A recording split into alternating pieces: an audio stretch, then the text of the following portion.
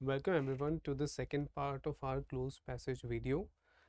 इस वीडियो में हम सेकंड क्लोज पैसेज डिस्कस करेंगे।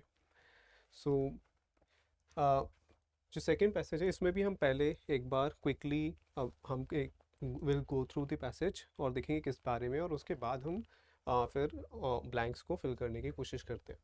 So, when we flip through the world's business history, we find that all large mercantile communities were great dash of the art of philanthropy.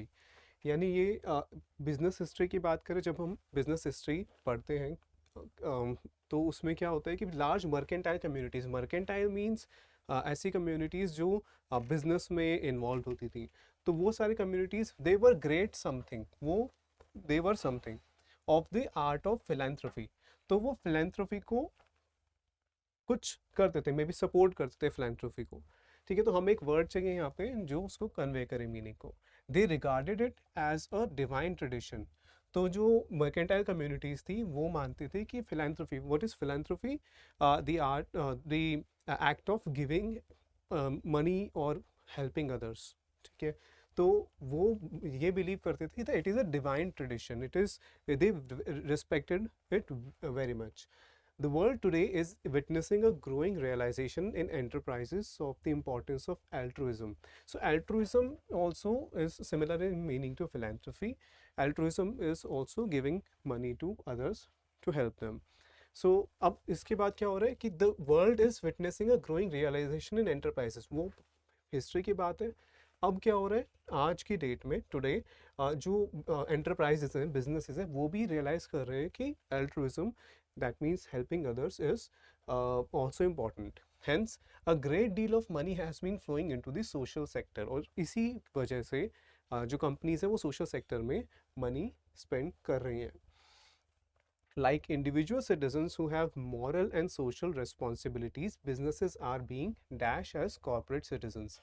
जैसे individual citizens की कुछ responsibilities होती हैं, moral and social responsibilities होती हैं, businesses are being dash as corporate citizens. तो अब businesses को भी माना जा रहा है कि बिजनेसेस भी एक तरह के सिटीजन्स हैं, और उनको कहा जा रहा है वो है corporate citizens who need to dash time, talent and resources for the welfare of society, जिन्हें टाइम, टैलेंट और रिसोर्सेज देने चाहिए सोसाइटी की वेलफेयर के लिए। जैसे सिटीजन्स वो उनकी कुछ रिस्पॉन्सिबिलिटीज़ हैं, वैसे ही बिजनेसेस की भी कुछ रिस्पॉन्सिबिलिटीज़ हैं as they draw their dash from it. क्यों? क्योंकि बिजनेसेस कुछ ऑब्टेन करते हैं सोसाइटी से। ठीक है, this idea is now better known as corporate social responsibilities. It is a concept whereby firms integrate social and environmental concerns into their business operations. तो इस कॉन्सेप्ट में CSR में क्या होता है, कंपनीज क्या करती हैं, वो अब बिजनेस के साथ साथ सोशल और एनवायरमेंटल कंसर्न के बारे में भी सोचती हैं, और उसमें they spend money on that, ताकि जो सोसाइटी है उसको बेनिफिट हो. This is generally understood to be a tool for achieving a balance between economic, environmental and social dash. तो this is generally understood to be tool. CSR की बात हो रही है। CSR क्या है? It is generally believe to be a tool. ये tool है क्या, मैं क्या ऑब्टेन करने के लिए, क्या अटेन करने के लिए, एक balance between economic, environmental and social dash. तो यहाँ पे तीन एडजेक्टिव्स हैं, economic, environmental and social dash. तो ये तीनों एडजेक्टिव्स किसी एक नाउन को मॉडिफाई कर रहे हैं जो हमें इस ब्लैंक में फिल करना होगा, while addressing the expectations of share holders and stake holders.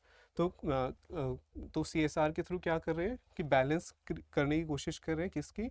Economic, environmental and social causes की, एंड और साथ ही साथ जो शेयर होल्डर्स हैं कंपनी के, उनके, और स्टेक होल्डर्स जिनके इंटरेस्ट इन्वॉल्व है कंपनी के ऑपरेशन में, तो उन सब के बीच में बैलेंस करने की कोशिश कर रहे हैं। तो this is about philanthropy, altruism and corporate social responsibility. Now let's fill these blanks. जो फर्स्ट सेंटेंस है उसमें है, we find that all large mercantile communities were great dash of the art of philanthropy. So option है हमारे पास patrons, enclosures, deserters and ensnares. अब word great, great is an adjective, ठीक है, they were great something of the art of philanthropy. तो हमें एक we need a noun to be modified by the adjective great. तो यहाँ पे क्या क्या है हमारे पास, पेट्रन्स है, एनक्लोजर्स। एनक्लोजर क्या होते हैं? एनक्लोजर इज एक एरिया जिसके चारों तरफ बाउंड्री होती है, it is an enclosed area. तो एनक्लोजर्स की बात हो रही है, वो यहाँ पे contextually फिट नहीं हो रहा। डिजर्टर, डिजर्टर कौन होता है? Someone who leaves their cause, यानी जो भी वो अचीव करने की कोशिश कर रहे हैं, दे लीव इट और छोड़ देते हैं उसको। तो डिजर्टर भी यहाँ पे फिट नहीं होगा। एनस्नेयर, ensnares is a verb.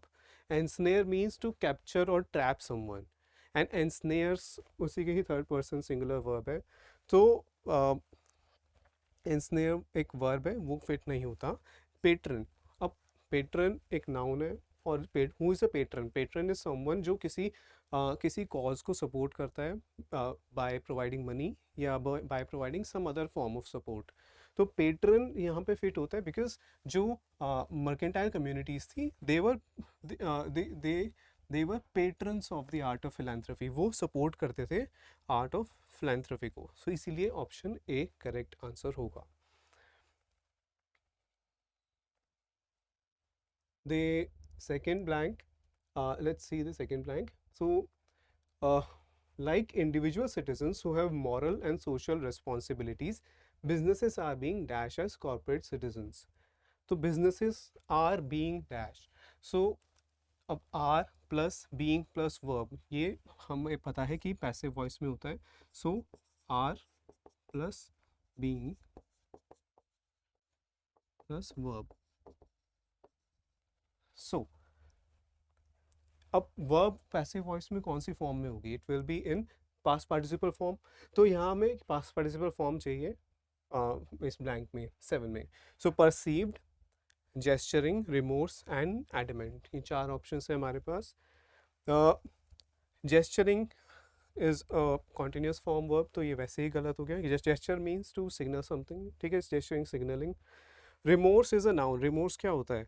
Remorse noun है तो इसलिए गलत है। But what does remorse mean? Remorse means किसी चीज़ का बहुत ज़्यादा दुख होना, feeling of sadness, feeling of great sadness. And what does adamant mean?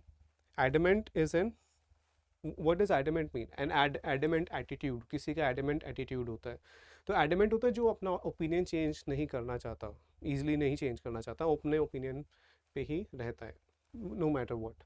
So adamant is an adjective, वो भी यहाँ फिट नहीं होगा।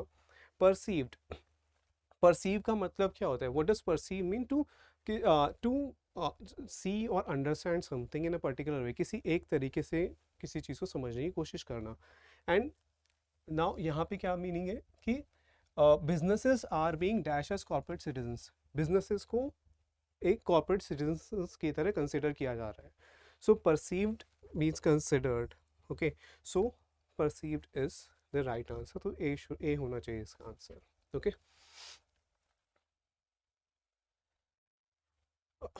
They are being perceived or considered as corporate citizens who need to dash time, talent and resources.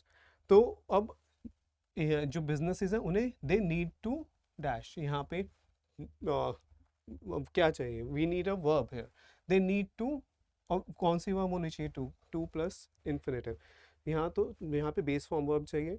We need, who need to dash time, talent and resources for the welfare of society. तो उन्हें who need to provided, rescue, commit and devote, क्या होना चाहिए इसमें? See, provided is second form verb, ठीक है, वो गलत हो गया। Provided, rescue, commit and devote. Rescue means, what does rescue mean? To save. So who need to rescue time, talent and resources? Who need to save time, talent and resources from some danger? No, वो उसका meaning correct नहीं है यहाँ, तो इसलिए rescue incorrect है। Commit means, what does commit means? Commit के different meanings हो सकते हैं। Commit also means to commit to कोई क्राइम कमिट करना, ठीक है, वहाँ भी हम यूज़ करते हैं। बट क्या यहाँ पे कोई क्राइम हो रहा है? नहीं। बट कमिट का एक और डिफरेंट मीनिंग है। What does commit also mean? Commit means to commit resources, ठीक है। जैसे द कंपनी हैज़ या the government has committed this much amount of money for this purpose.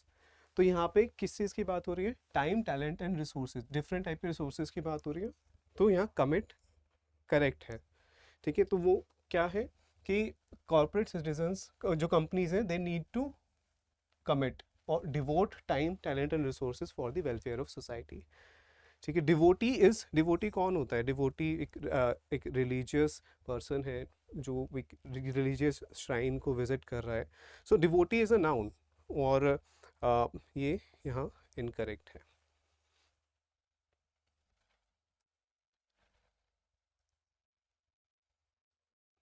So, who need to devote time, talent, and resources for the welfare of society as they draw their dash from it.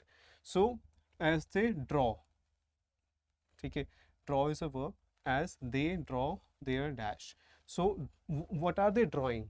ठीक है, we need इस draw के object क्या होगा? एक noun होगा.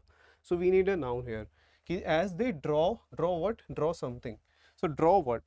As they draw their essential, as they draw their sustenance, as they draw their condemn, as they draw their escape from it, from the society.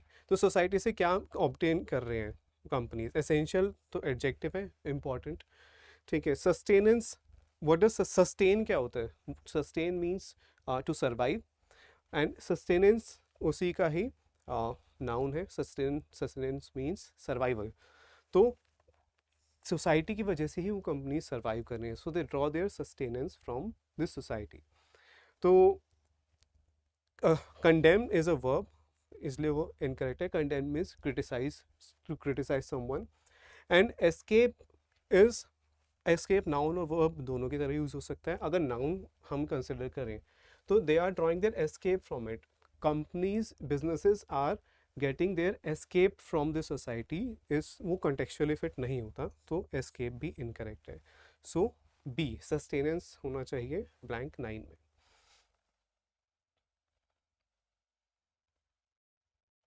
Okay, so last blank है, this is generally understood to be a tool for achieving a balance between economic, environmental and social dash। जैसे हमने पहले देखा था, we need a noun here जो economic, environmental और social इन तीनों adjectives से modify हो रहा है।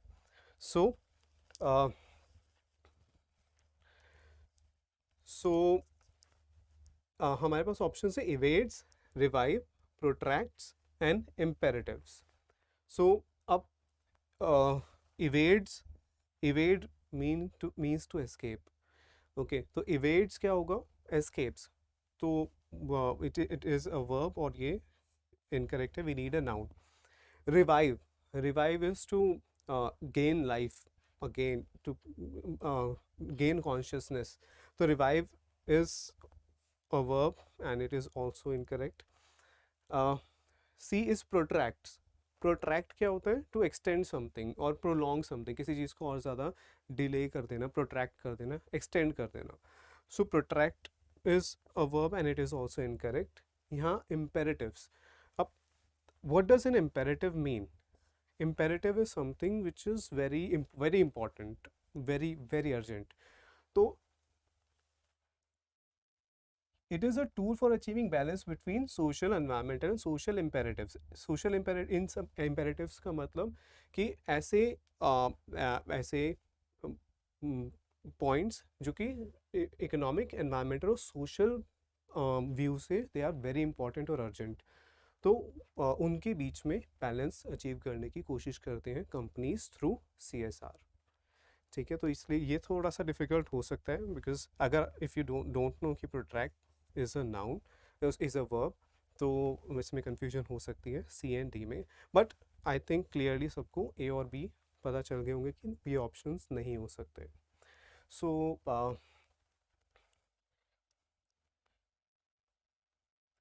सो आई होप आप लोगों को ये वाला सेशन अच्छा लगा होगा। So please like this video and subscribe to the channel. Thank you.